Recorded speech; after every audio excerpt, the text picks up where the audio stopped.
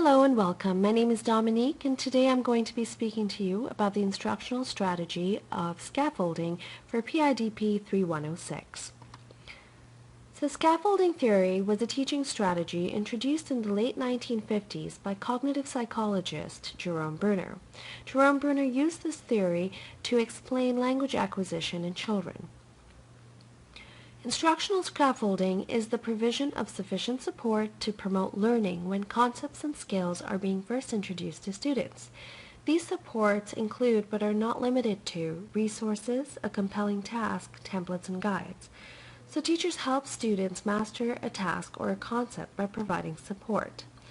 The basic premise of Bruner's theory is that scaffolding is a temporary support that is gradually removed as the learner becomes increasingly capable of comprehending or carrying out the tasks independently. So the materials learned remain consistent through the process, but the assistance on the part of the educator varies depending on the skill of the student. There are two main types of scaffolding. One is hard scaffolding and the other is soft or contingent scaffolding. The major point of difference between the two is that hard scaffolding is predetermined assistance, so the educator decides ahead of time as to how he or she will be helping the student. Soft or contingent scaffolding depends on the level of skill as well as the situation at the time of education. So there are several advantages, of course, to scaffolding, and the primary ones being motivation and efficiency. Because scaffolding is offered on a very step-by-step instruction basis, the students are very clear as to how they need to progress through the task. So the process is made very clear from the onset as to how the assessment will be carried out, what the purpose and objectives of the task are, and this helps students to stay on track and not to be distracted. There are, however, limitations to scaffolding, chief among them being if the class size is too large or if the student's skill level varies too much within the class, then the strategy may be a little difficult for the educator to use. Another issue to keep in mind is that when students are paired up for activities, if their skill levels vary too much, the student with the lower skill level is at a disadvantage.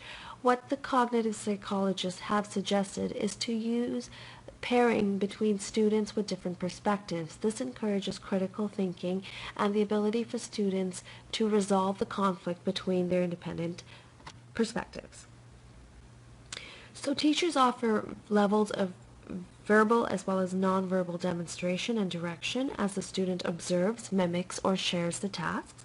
With increased understanding and control, students need less assistance. So the teacher's level and the type of support that they will offer students is going to change over time. It starts off as directive, then moves on to suggestion, encouragement, and eventually observation.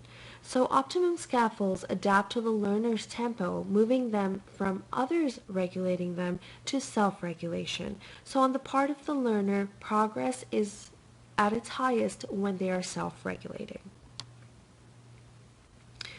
For the educator's role, scaffolding is that of an expert.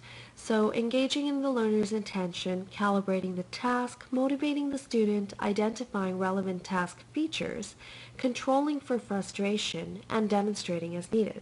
So the scaffolds provided by the educator do not change the nature or the difficulty level of the task. Instead, the scaffolds provided allow the student to successfully complete the task regardless of their skill level. Scaffolding techniques should be considered fundamental to good, solid teaching for all students, not just those with learning disabilities or second language learners. So therefore, scaffolding is a very universal teaching strategy, and it also has the opportunity for more general learning through hard scaffolding. So I hope you've enjoyed my presentation.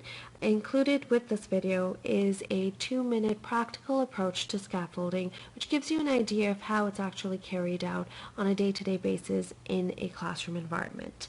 So I hope you'll enjoy it, and thank you very much for your time. Have a great day.